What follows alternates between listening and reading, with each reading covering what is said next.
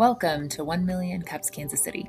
The mission of 1 Million Cups is to lower the barrier of access to education, resources, and connection for all types of new and aspiring entrepreneurs throughout the United States. 1 Million Cup communities gather across the country every Wednesday to share presentations and make authentic connections. 1 Million Cup events are free, open to the public, and always have coffee.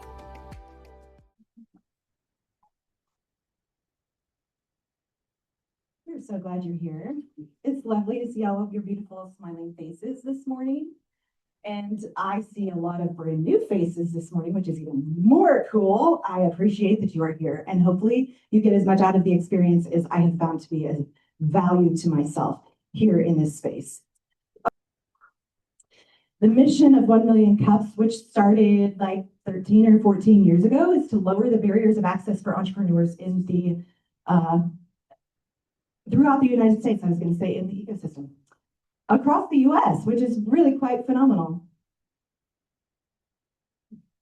So what is 1 Million Cups? This is a volunteer-led program. Again, it is of the Kaufman Foundation, but all of the organizers in the room, we're all volunteers. And I only say that because I just want you to know the commitment of the group that leads this community is invested in you and the work of the entrepreneur ecosystem, and they want to make this a space for you. So it's of the community, by the community, for the community. It is designed to educate, engage, and connect. The typical format on a weekly basis is 2 presenters. Each presenter gets 6 minutes to present their entrepreneurial journey. It is not about trying to sell anything to you in the audience. It is about talking about their journey and then discussing a particular challenge they are facing right now in their business. Then the magic is that you get to crowdsource that challenge. You get to help them think about other ways to think about that challenge, connect them to the right people. Have they thought about this? I've seen some really beautiful, magical things happen because of the support of you as the audience. So in order to, we'll get to the Q&A section here in just a minute, and we'll talk about that. We encourage authentic connections over networking, and by that we just mean that regular attendance builds trust. And networking for us as a definition is more like casual meeting and not really building that trust. And so that's just the difference for us. There is value in networking, but here in this space, we value that deeper trust and connection. And of course, stories and presentations over pitches. If you're an organizer, please raise your hand. If you have questions about being an organizer or doing a presentation yourself or just about the program in general, please connect with one of us. We would love to have a conversation with you.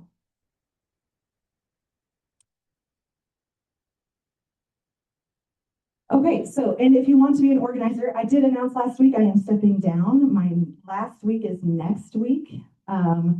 Lots of exciting things happening for me, and I'm thrilled, but that means my capacity is just not there to lead here anymore. So I will still be in the room. You'll still see me, but I will no longer be an organizer. Thank you for your service. Thank you. I appreciate it. Okay, so guiding principles for the Q&A time. We want you to be supportive of the entrepreneur who is standing up here. It can be intimidating and awkward, and you know, they're sharing a baby with you, and it can be vulnerable to do that. And so for you to honor them with kind, curious questions helps them think differently about their business and the challenge that they have presented to you. So please keep that in mind. What is the deal? Well, okay. All right. So if you haven't yet, please silence your phones or turn them off. If you do need to make a call, we understand you are business owners and founders. Please, we ask that you step outside the hall. And if you see other activity down the hall, just make sure that you're being mindful of other meetings that are taking place. We don't want to be interrupting them either. So our first presenter this morning is Ryan with CanopIQ, and we will call him up. Yep, let's give him a round of applause.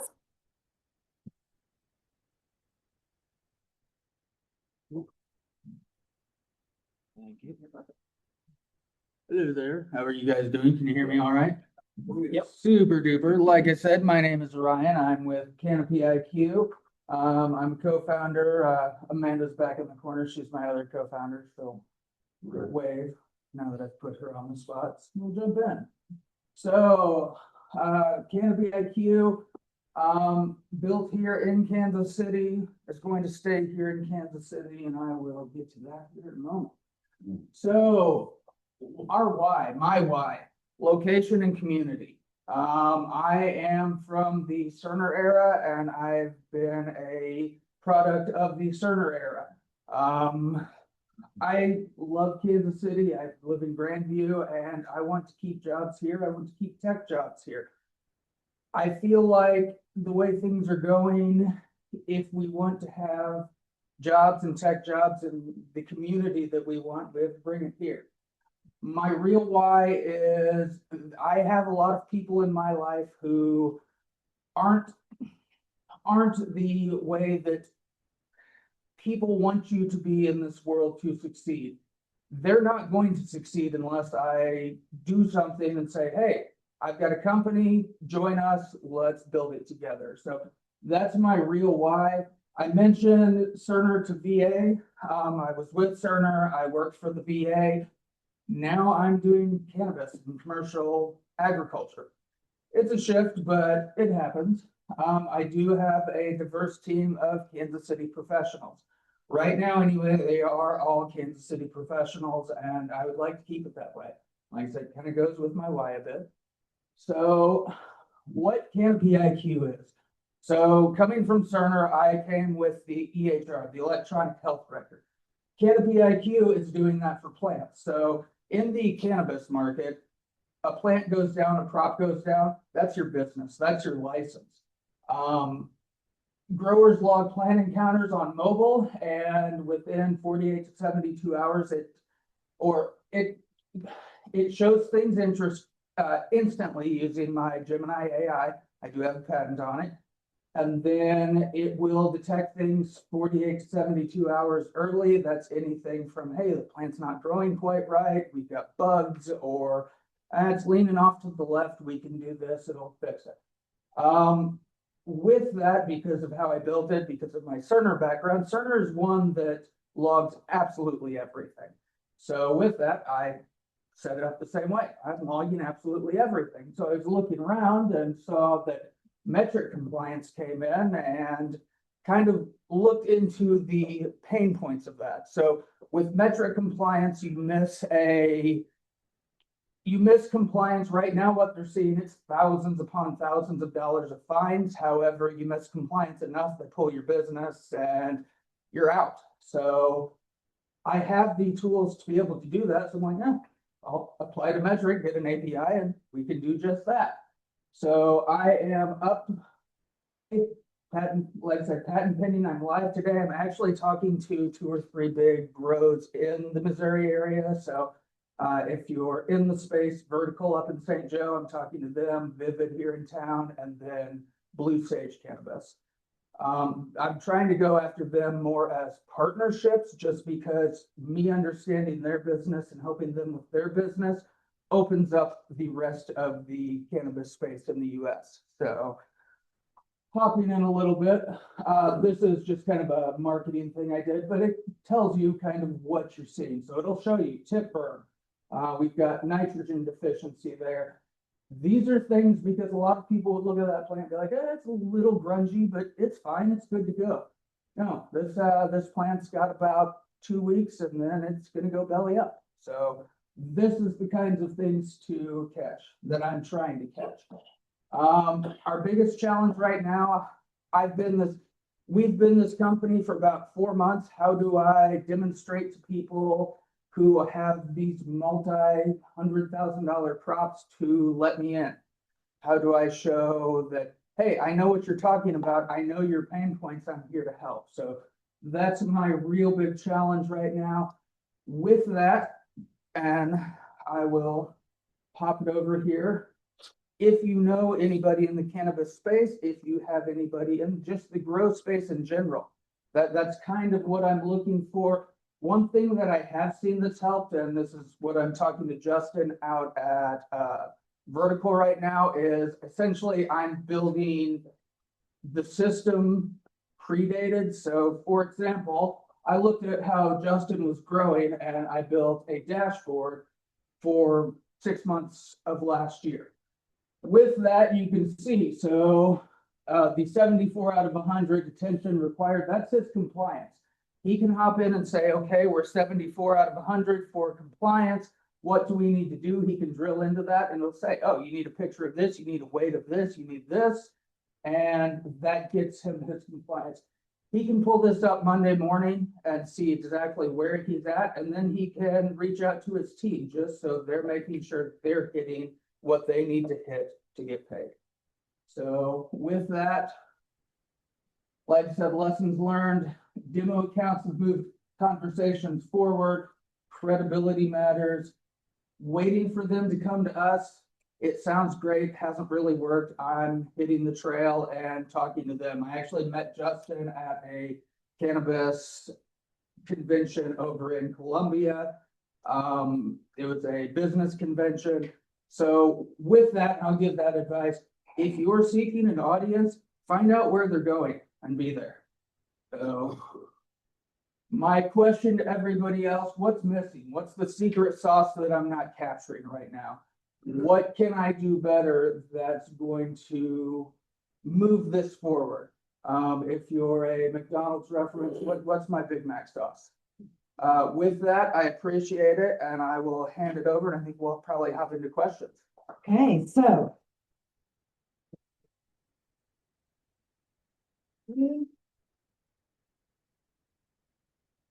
Oh, that's okay, Joe. Thanks for your presentation. Couple of questions. So your product, it does more than ensure compliance with metric. Is that correct? It also helps you with managing your plant health and improving productivity, I am assuming. Yes, so it measures plant health. Originally, when I started this, and to kind of give you my story, I was growing in my basement, not very well. I took a picture, I ran it through ChatGPT, and I said, and it gave me really good results. I said, okay, where can I buy this? It didn't exist, so I built it. Started plant forward and then has scaled back into the compliance layer. I use cannabis as my beachhead because I'm a grower myself. I spent $7,000 on my basement grow this last year, myself. People in cannabis will spend the money to get the results. That's my beachhead. Where I would like to go with this is I have a commercial product built already where garden centers, for example, they only sell things, especially around here, they only sell things on Mother's Day and the 4th of July. So I'm doing what's called crop steering, basically steering those plants to be their best at Mother's Day and the 4th of July. And then the other thing, and I hadn't thought about this, I was approached by a competition called SVG Thrive that does food insecurities. And they see this being used for global food insecurities. I'm actually going through their competition. I'm second or third round in, so which was nice because it comes with a it comes with $1 million grant, and I like $1 million grants. So I hope that answers. So thank you. So I have another question. Sounds like most of this is built on your experience growing cannabis in your basement. Correct. Have you spent a lot of time with producers who are maybe not doing it the way you do it in your basement? Yes. And try to find out what the business issues are that are most important to them to try and tailor your marketing? That's just a question because I'm a little surprised that you haven't gotten any nibbles yet. So I have, the biggest thing is everybody grows differently. So I grow hydroponically. A lot of people still do soil, and everybody has their own flavor. I've built it into my app so it looks at whatever your flavor is and then optimizes it. This is built for cannabis now. Just like a VHR or a VCR tape, and I'm dating myself here, you can pull the cannabis out and put any plant in. So I've talked to some people who do like strawberries and they do organic strawberries. We can absolutely do organic strawberries. So I use cannabis, like I said, my beachhead because that's where the money is. This can go any direction. So thank you. Really great product, by the way. I think the app looks really great. I'm curious to just kind of see what the design aspect of it from like an appearance side. Yeah. Making sure I understand this correctly, on the cannabis side, you're mostly working with growers. Is that aiming for commercial growers or just like, like you were in your basement growing? Honestly, everybody across the space. So it is a standard mobile app, so hobbyists can grab it and grow. My wife uses it on like her rubber plants and her aloe in our house. But it is also designed for large commercial growers. And I'm glad you bring this up, the size range between everything. So my competition right now at a commercial scale, the minimum to play is about $70,000. I'm going on a monthly scale. My top tier is $1,000 a month. That leaves a lot of meat on the table, but I'm kind of going from the Salesforce marketing play. I don't want the leftover meat on the table. I want the entire table, and then we can worry about price after that. So it sounds like you're creating CRM for anything horticulture. Yep. Okay.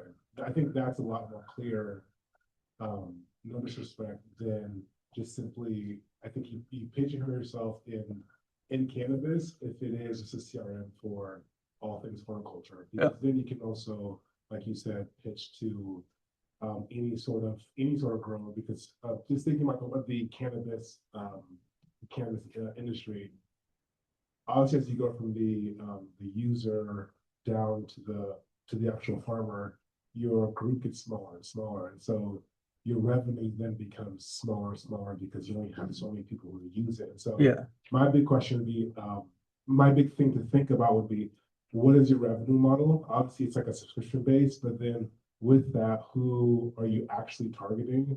And then what does your messaging look like? Or make it a lot clearer to where, if you do pigeonhole yourself into cannabis, coming from like a marketing and a design background, people do kind of like, obviously it's a lot more acceptable. People do step away, like, oh, that's not for me. Yeah. That's not something I like to do. And so thinking about it from a positioning standpoint, if you position as a horticulture and then include cannabis and direct your sales also to cannabis growers, then it doesn't pigeonhole yourself, and you also able to grab a lot more of the market share that anyone who does horticultural growing. So with that, and I appreciate the question, I'm kind of going at it. Cannabis are your serious growers, not serious growers, but they've got a lot of money involved in that. So if I can gain their trust, they're going to talk, and then that's going to go into your Lowe's, your big box stores. I don't want to blow up and grab everybody at once and then be unable to deliver. So I'd like to grab this group, knock them out. Okay, grab this group, knock them out, grab this group, knock them out. 15 years from now, when we're running strong, we have the same market hold as any of your big grow brands that you go to Lowe's and see on a daily basis. I don't want to do it overnight. I want to get to that point just because I think that has the least amount of obstacles that I'm going to have to jump over all at once. Yep. Hi, Ryan. Good presentation. This is the first time I think we've had a cannabis grower here. I have one suggestion. Yeah. Jim Belushi. Yeah. Have you Familiar. talked to him or? So Belushi has somebody that's growing his seeds out in Carrollton, C3, and talk to them. C3 loves me. I would love to bring more Belushi here. We need more Blues Brothers. It's Kansas City. The other question I have, I'm a startup now, and I just opened my bank account yesterday. And my God, the questions they ask you, you know, there's a law now, know your customer. Yeah. So they were asking me, you know, am I gonna grow cannabis? Am I gonna sell cannabis? And am I gonna carry money to the bank in bags? Yeah. Do you have a bank account? I do, and I think something you're getting at is a lot of, and I've found this here. I mentioned cannabis with money kind of shrivel up because it's the Wild West. I also like to explain to everybody that I'm a technology company. I'm as much a cannabis grower and producer as Cerner is a hospital. Sorry. That was a really cool presentation. I appreciate that. Ryan, I have a couple questions for you. Yeah. For the way that you're capturing data, is that on like a basic picture, or is this camera when you're getting, you know, pictures of your plants? Is it real time, or is it I take a picture and then upload the picture? So in the commercial, it does it all automatically in real time. So really what I'm comparing is a point to a point. So picture to picture, what's changed, and then what can we quantify? So it isn't like AI tracking plants as they grow and then doing automatic updates saying, hey, we've noticed a change. Not automatic, but it is tracking constantly and saying, hey, we're starting to see this. Here's what you might do. Growers are not a big fan of automatic anything because yes, you get a good system in, but just one mistake, one decimal point, and you're pumping 100 gallons of nitrogen versus 10. Yeah, that scares a lot of people. Yeah, I'm just talking for like actual Yeah. watching, not actually like giving Yeah. nutrient. No, it is watching and adapting. It's also recording the entire time just because I've been approached by educational institutions and they won't do anything that's got an open stream to the internet. So I've looked at essentially running an AI node on a server inside of their room. I just need about a year of their grow data to be able to train to. Well, I think that's great because I know that a lot of them have security closed loop camera Yep. systems that maybe you could tap into to utilize. But have you ever considered also kind of like the gentleman over here who's talking about diversifying? I know that you're into marijuana, but I'm a fifth generation farmer. And what would be really great is what I'm seeing come out on the tech field for agriculture, they use drones. Yeah. And so then that's something maybe you could pair into to oversee giant fields of crops at that point. Something to consider. And have you also looked into cubic farms? I've looked into cubic farms. I'm ahead of you on the drone technology. I've actually already built that. I'm already getting pushback and cease and desists from Monsanto, so I think I'm onto something good. So I'm definitely looking there because when I originally looked, Monsanto has this technology that they do from satellite dishes. The entry to use it is about $250,000. How I could do it is with a $200 drone and a pre-made, basically loop to capture everything. I also think it'd be really interesting because they have robots now that come out and they kill pests Yep. in the field. So if you could send commands that, hey, we've noticed pests, and then send them that direction would be really cool. And I have a few contacts I'll get with you afterwards. Oh, but, cool. I think maybe being on podcasts and kind of getting into the community would Yeah. be a great way. And I have a person for you named, her name is Mary Pottins. Okay. And she's kind of big on the scene and talks to a lot of big commercial grows Awesome. and does a lot of the festivals and things. I think maybe she might be able to help you. Awesome. I appreciate that. That's definitely why I'm here, is to make connections and learn from the community. Hi, Ryan. Hey, what's up? So I'm out of manufacturing a little bit. Uh-huh. So my perspective on this might be more of like maybe systems integration. Uh-huh. So what I hear is like you have a pretty broad skill set. I would almost wonder why you're going for more of a subscription model over maybe like a per implementation model for customers, because then you'd be able to factor in a lot of these kind of newer developments you're wanting to try with like drones and stuff. Yeah. And plus you'd be able to kind of have, an upsell stream with a single customer over time, as Yeah. opposed to just sticking them on a subscription and being stuck with that as your number for each month. No, I understand that, and I looked at that, and I'm in Techstars, and they're online, and I actually had a conversation with somebody yesterday who did essentially an AI accounting firm, and they came in at a monthly subscription model, and what they found is a lot of companies merged. Well, you just lost half your clients. So there's definitely some real pain there.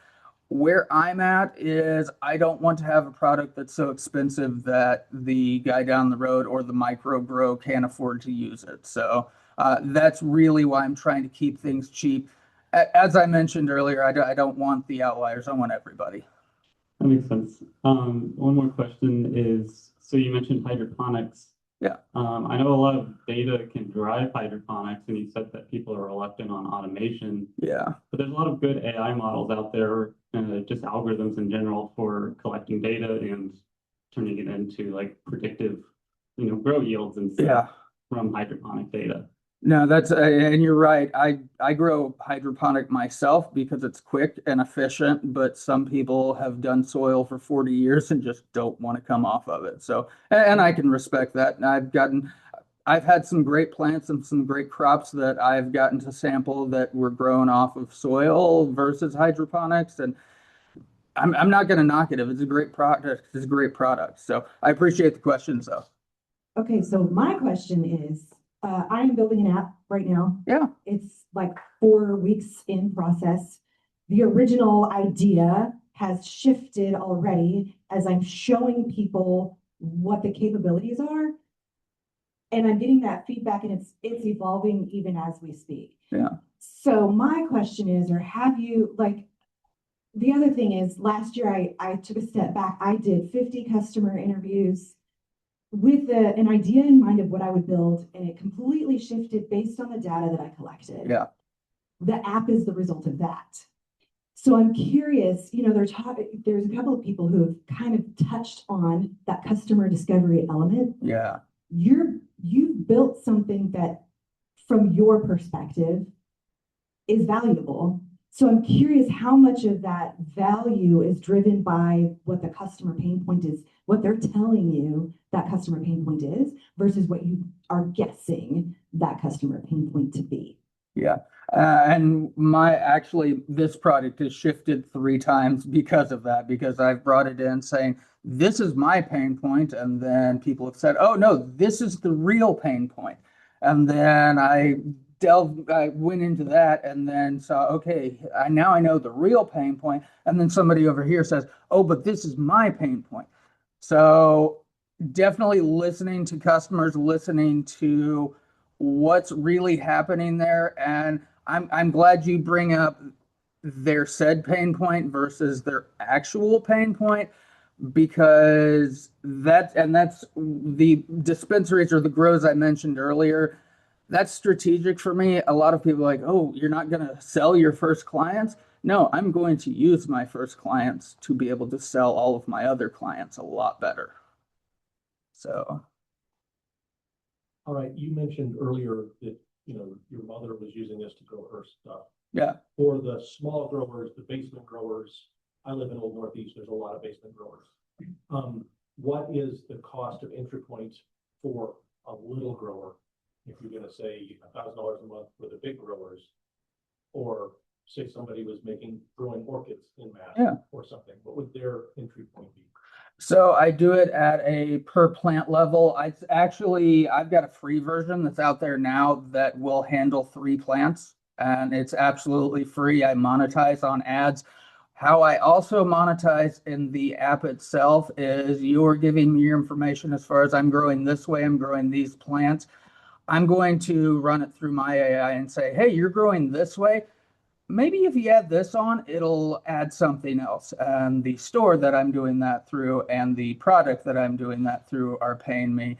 Up to 3 is free, and then it goes in the app model. I think it's $15 up through, I think it's 100 plants. I would not envy anybody who's trying to do 100 plants on a mobile device only.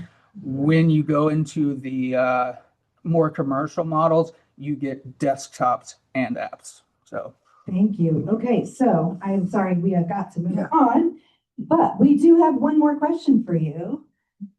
And for those of you who are familiar with this, what can we as a community do to help you?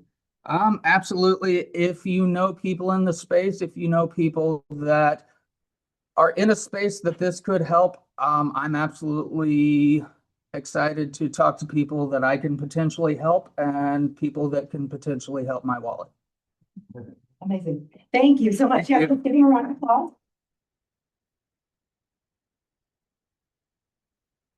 Okay, so next we have Coach D. Come on up, Coach D. Let's give him a round of applause. Myndset. Do you want, or is he helping? He's gonna be here at the Q. Okay, perfect. I'll make sure that he has. Well, And which way it goes. this, Perfect. Good morning, everyone. Good morning. So Damian Brown, but everybody calls me Coach D. And that's my partner over there, Craig Mason. Everyone say, what's up, Coach D? What's up? Want to make sure we have some good energy today.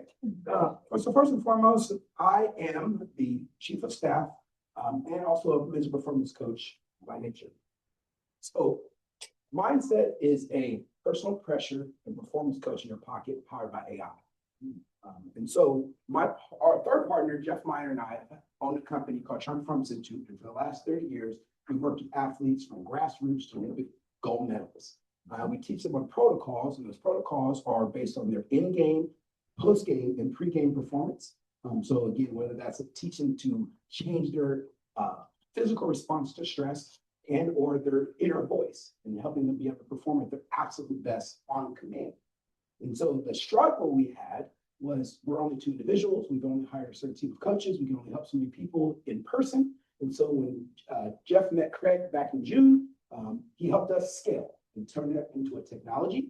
And like I said, Myndset is that personal performance coach in your pocket. Now imagine Coach D anytime, anywhere you need that will help you through your anxiety stresses. And the issues we have, which I'll get to, is that for everyone or is it specific for the athletes that we specialize with? And so that's something we'll talk about later. But what we focus on with it is those skills that we've trained those athletes that will help them to not only laser focus, but also to get their inner voice to change, because who's not a critic of himself? Almost everyone. But how do you change that to see the other side of the coin on command? And then what would that do for you? What power would that unlock in you? What opportunities would that have given you that you may have missed out on? And so with the athletes we've worked with for the last 30 years, this was I would say the miracle we've been waiting for.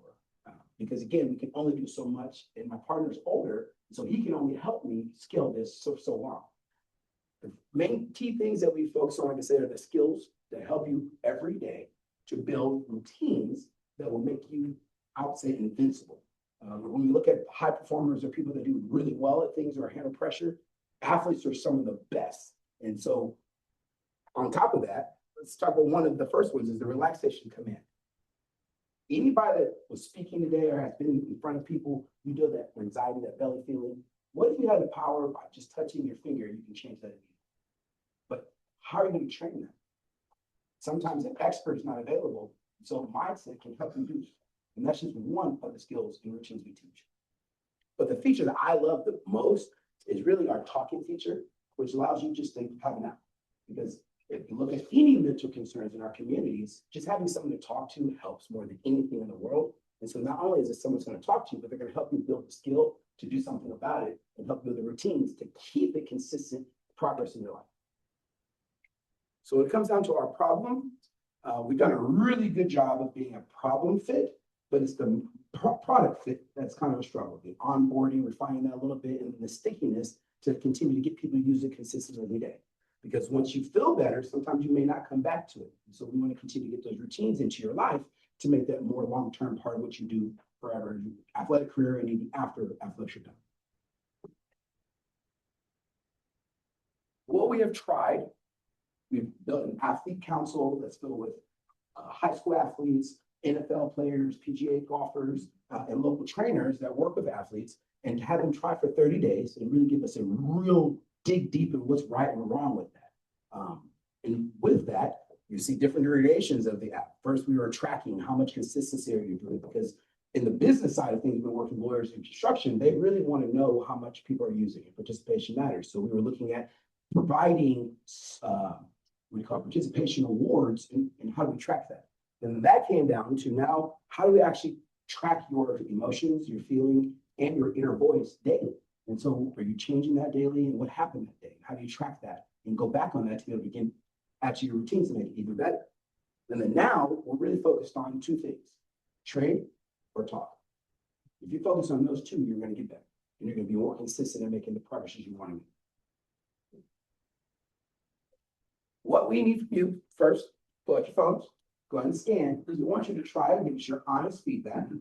If there's any athletes you know, whether it's your kids, anybody, you go watch sports local, to share it with them, because again, the feedback is extremely valuable right now. But the biggest needs that we're really having is we want it in people's hands. We want all the feedback so we can refine it to make it better. And then we need the money to go and get it in the world's hand, so that way we can see young athletes, because if you know, post-COVID, our world is not the same, and it's not getting any better, and we're not enough people to catch up to that need. And so tech is the solution.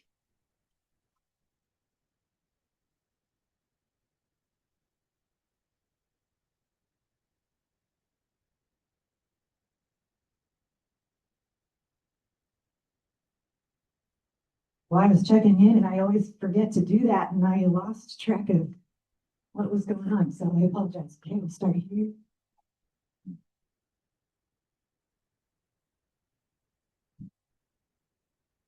Thank you very much, Coach D, for that presentation. Appreciate it. My name is Francisco, and my question for you is, how have you positioned this app so far? Are you positioned this as a diagnostic and solution app, or are you positioning this more as a preventive kind of app for you to use on an ongoing basis to address your retention issue that you mentioned? So it was actually a conversation we had yesterday in our meeting. Is we're a little bit of both. I mean, holistically, we want to be something that's going to give you proactivity, so that way younger athletes, when they build it, have these resiliency before they get into the higher levels of competition where those really matter, you know, make or break, if you will.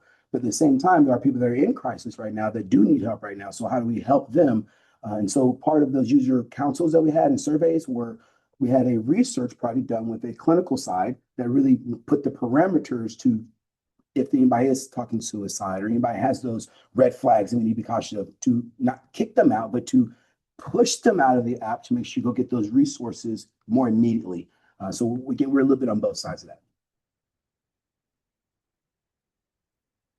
Thank you, Coach D, for your presentation over here. There you go. I was like, Yeah.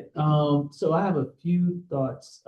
One is, have you all reached out to Garmin and looked at integrating your app with their wearables? They're probably going to be very open, and they actually, with their wearables, are getting a lot of the biomarkers through that, which could feed into and be predictive to help guide some of the recommendations that you have.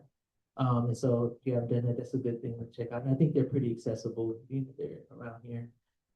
The second is around sort of looking at the marketplace for those referrals, whether it be other coaches that can come underneath the Myndset sort of the way that you do your work, or to other mental health professionals if it requires it. So being able to integrate almost like gig market or marketplace where folks are accessible and can be reached through your app. And then you can have some sort of partnership with them. That's a revenue generating opportunity for you all too, as you look to sort of look at the whole needs of a performance athlete.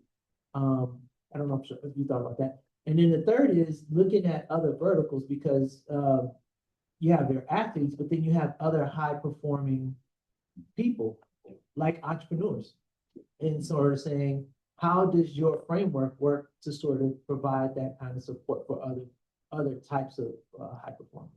I'll work backwards. So that is actually a big tug on us right now, is going to the B2B space and having a pretty substantial partner in that can help with that. But we really want to stay focused in the athletic space at this time, because the experience our other company has had with working with corporate space, they're all using athlete acronyms. They're all using athlete prowess things in the morning, like we're training, where we are an corporate athlete. And so they love the theme of it.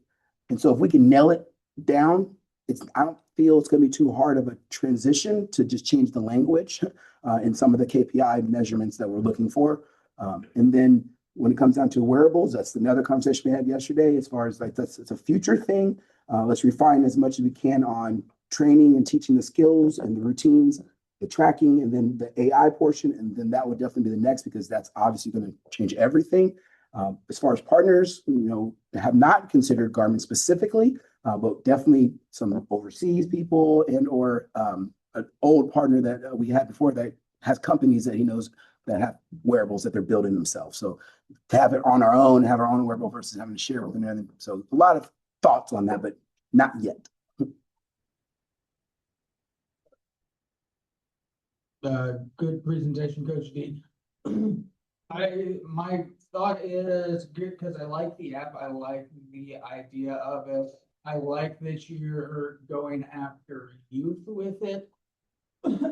My thought is, if you could widen it outside of the athlete perspective, and not in a bad way. Like I like the drive behind the athlete part of it. However, and I'll give you a story. My niece is a freshman at Mizzou this year. The last couple of years, she's not terribly athletic, but just studying and everything else, driving herself to be the best version, which a lot of our kids today are forced to do. They suffer mental health things because they think they have to be perfect. And I could see this scaling across all high school students, that their counselor pushes out to them or their coaches push it out to them and just say, hey, if you want to be on my team, use this app, because it's not only teaching them how to work in a team, but also how to protect themselves without doing so harmfully. So I love the athlete approach. I would widen it to basically all high school youth, because I think that same issue is occurring there as well. You're right on. One of the reiterations, or you would have seen in the app, where we had 3 personas: student, athlete, or working professional. And so we're talking about, do we need to start tapping back into those again? And 100% the future is that, because let's be honest, if people can learn all the habits we want them to learn on mental resilience earlier, then we won't have the stressor issues later. And so before they get into professions is prime time. Especially keeping their dreams alive, because kids lose their attitude. Thank you so much for your presentation. And you kind of touched on it as far as our youth is concerned. And you're talking so much about athletes, which of course it includes our youth because it's sports. And when it comes to athletics, I was thinking not just sports, but you have gymnastics and all of that, but also arts in the sense of performance. There is a lot of stress in that as well. You're talking dance, you're talking competition dance, you're talking all of that. Cheerleading. And in regards to our youth, that stress affects them at that level. So I really appreciate this program, because if we can get them at that level, wow. What an incredible thing, because then we are setting them up for success as adults in the future. So thank you so much. Thank you all. Hi, back here. So I think this has a lot of great potential across a lot of industry. I think you could go straight to insurance, and as a proactive care thing, where we go in, and if you go in and get pre-checkups, then it doesn't cost. So this could be something before you get into, like, you provide with insurance, so that, when you could also bring that to your therapist or your psychologist, and they could look at the analytics of it and could be pushing. I mean, it would allow the Medicare system in general to move smoother, because it's months trying to get into these things. And then there's 6 or 7 phone calls to go and get the right person to make sure they work for you.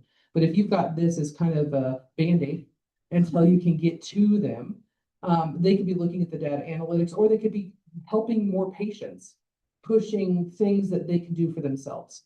So I think there's definitely something there. I think also it would be great in gaming. I think you could go to gaming as like, because a lot of kids, they don't understand how to regulate their emotions. So they go and they do the let's get out of our headspace and go play the game, but it doesn't really help them. But if this was something that was built into the gameplay, where it's like, hey, you're going to have your daily check-in. It looks like you've been playing too much. Do you have anything on your mind you want to talk about? What if you did these activities that would really help kind of pinpoint your pain points here, what you're telling me is the problem? I think there's a lot of different industries this could go across. So, I mean, you know, they have, even with the new AI soccer balls and basketballs that teach kids, when you do that, you're isolating them. But this provides them someone that in a coaching scenario, which is why we put kids in to learn about, you know, how to control yourself, how to, you know, work as a team, how to be social. You could be here still in that aspect, even if they're at home playing by themselves and trying to better themselves. Couldn't agree with you more. You've given me some nuances that I've never thought about, so thank you for that. 100% what I didn't convey is the dashboard we have for, let's say, the coach or that medical professional that may be on staff for a college or a high school. The student athlete could choose to allow information to be shared with them so that way they have a follow-up conversation more in person. And then the coach and the, let's say, clinical professional can follow the dashboard to see participation, see what stress points and pressure points are that they need to address, so that it helps them with their curriculum as well in working with the athletes. And I think also you might consider, Yeah. There's starting to be these programs that are kind of like medical files that travel with the patient, because there's so much cracks and dropped in between different doctors, that this could be something you could approach those companies and it just be tacked on to their medical files, so that way every doctor that sees it now understands the stresses of that person's life. And I think we would do it in a fun way versus the clinical side, which is a stressful way or a feeling way. You don't want to tap that feeling the wrong way. So Damien, I've got 2 things. One is real simple. Is this just an app, or is it like a SaaS product that can be run on desktop and other devices? That's one question. And then more importantly, you kind of lose me. You talk a lot about performance. I'm a runner, I wear a Garmin, I track all that stuff. Okay.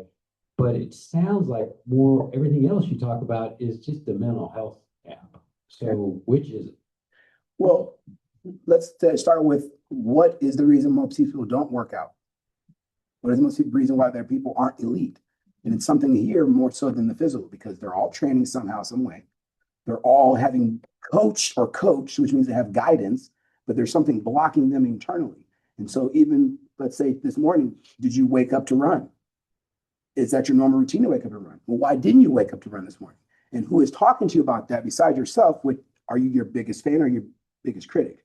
And so that's where Myndset steps in, because even the person that just wants to be a local athlete and being better to wake up and do better routines, or the athlete in collegiate level, which has no choice but to do these things, but I have to find that motivation every day to be great. I kind of wonder, because it's a question is if you're serious about it, that somebody that I could see maybe using this product, then that motivation is probably not a problem. Okay. If you're somebody who wakes up, maybe doesn't want to do it and everything, are they actually going to be a candidate for your product? Have you found that? I mean, I guess that's the question. For on the one-on-one human side, when the elite performers in the world really aren't the skill of the sport. It's more so the work-life balance and the stresses they're bringing to it. That's the issue. And so that, for their level, they're going to use it eventually, especially when, kind of like you're mentioning, integration into certain types of review periods. NIL is huge, and colleges are considering, okay, is this an athlete that has the right mental state for me as well as the physical attributes to go play, and should I invest the money in them? So that's a measurable there. Now, the average person that just wants to be better, to me, that's something that's a future. Yes, because everyone is a performer and everything is about performance. So have you found traction with elites and college and other users? Yes. Like that?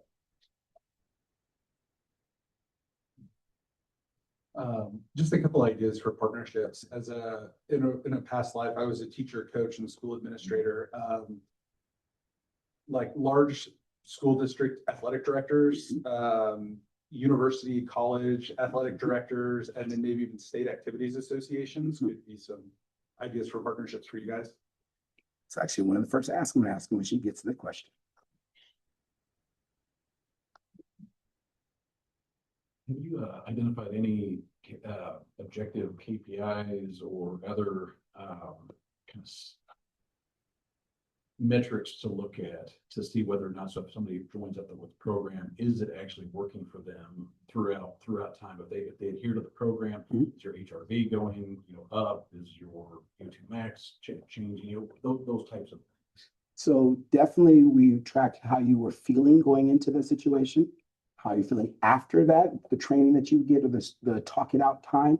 We tracked what you're talking about throughout the course of time. So yes, we are tracking a lot of those metrics to make sure you are progressing and what effect we have. So that way Jeff and I can continue to train the AI model or what we're doing to be better at it. Gotcha. So they're primarily subjective Yep. type of metrics though.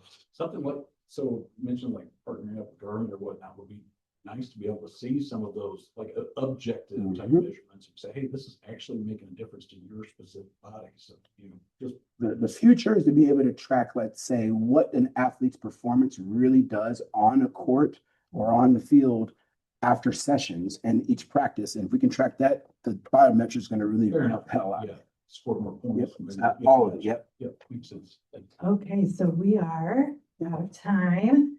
I know there are others who have questions, thoughts, ideas for you. Are you going to be hanging around? Okay, so you haven't lost your option to help him if you have some thoughts for him. But we do have one more question for you. What can we as a community do to help you? One, the sports ecosystem, like you mentioned, introductions. It's many people can be trying it and having it in their hands. It's big because all that benefits us. To the second part is we are on the pre-seed round, looking to raise 400K, or 4 million points evaluation. So any access to people like that would be also awesome as well. Great, thank you. Let's give him a round of applause, guys.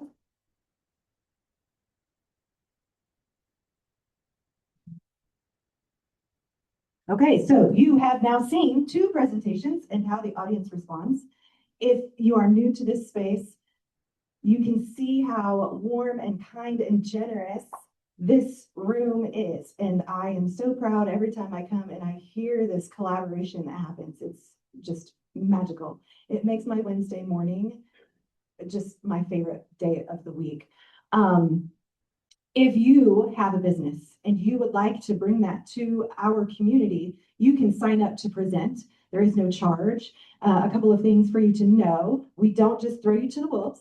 We give you some coaching in that process. So if you apply, just so you know, we do have a long pipeline, but that doesn't necessarily matter because, you aren't always available at the time that we have a slot open. So if you get your presentation application in, you might be able to present sooner than later, especially if you kind of go through some of that those coaching steps before you're scheduled. So that's something I recommend. Also, I recommend inviting other people to the room. If you have other entrepreneur friends or colleagues, please bring them into this space. The power is in the number of people who are here. So come and bring your friends. And we have this entrepreneur resources page. As an entrepreneur myself, I have worked really hard to build that list. KC SourceLink is on it, SBDC, and more. There's lots and lots and lots of resources here in Kansas City. And if you don't know about them, you are missing out on some really great tools that can help you. And so that resource list, if you have other resources that should be on that list, please email kansascity@1millioncups.com. If you have an event coming up that is open to the entrepreneur ecosystem, you can also please email kansascity@1millioncups.com.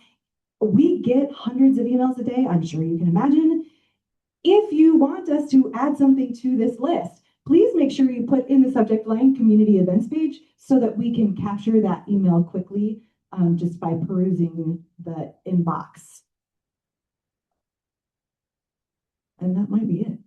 Okay, so thank you all for coming today. We are so glad you're here. You have 2 minutes left until the top of the hour. We will be here until about 11. So you have about an hour for some networking and community building. So thank you for coming.